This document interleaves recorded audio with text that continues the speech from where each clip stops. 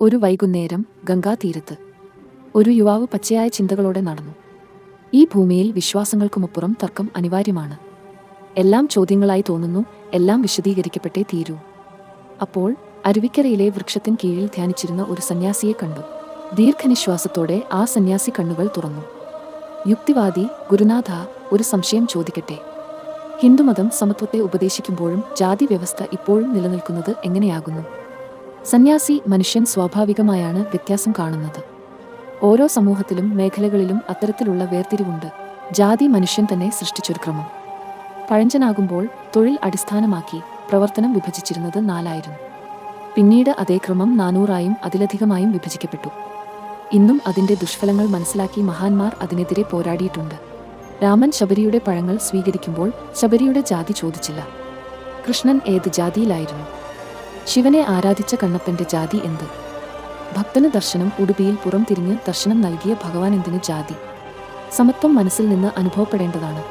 യുക്തിവാദി മന്ദഹസിച്ചു: അതൊക്കെ ശരി. എന്നാൽ സ്ത്രീകളുടെ അവകാശങ്ങൾ? സതി സമ്പ്രദായം പോലുള്ള ഒട്ടേറെ കുരുതങ്ങൾ ഹിന്ദുമതത്തിൽ തന്നെയല്ലേ ഉണ്ടായിരുന്നത്? സന്യാസി: എല്ലാ സമൂഹത്തിനും അതിൻ്റെ ഇരുണ്ട കാലഘട്ടങ്ങൾ ഉണ്ടായിട്ടുണ്ട്. എന്നാൽ മാറ്റം സംഭവിക്കാൻ ശക്തിയും അതിനകത്തു തന്നെയുണ്ട്. രാജാ രാം മോഹൻ റോയ്, സ്വാമി വിവേകാനന്ദർ, സ്ത്രീ ശാക്തീകരണത്തിനായി ഇവർ സമരം ചെയ്തുവല്ലോ. വേദങ്ങളിൽ സ്ത്രീകൾക്ക് വലിയ സ്ഥാനമുണ്ട്. മഹാഭാരതത്തിലെ ശക്തരായ സ്ത്രീകൾ, ഉപനിഷത്തുകളിൽ വാദിച്ച മൈത്രേയി, ഇവർക്കെല്ലാം അവകാശമുണ്ടായിരുന്നു, അല്ലേ? യുക്തിവാദി: അതെ, പക്ഷേ ഇന്ന് ചിലർ പുരാതന ഗ്രന്ഥങ്ങൾ ഉപയോഗിച്ച് സ്ത്രീകളെയും താഴ്ന്ന ജാതിക്കാരെയും അടിച്ചമർത്തുന്നില്ലേ? സന്യാസി: ഏത് തത്വവും തെറ്റായി വ്യാഖ്യാനിക്കാൻ കഴിയും. അതിനാൽ സമഗ്രമായ പഠനം നിർബന്ധമാണ്.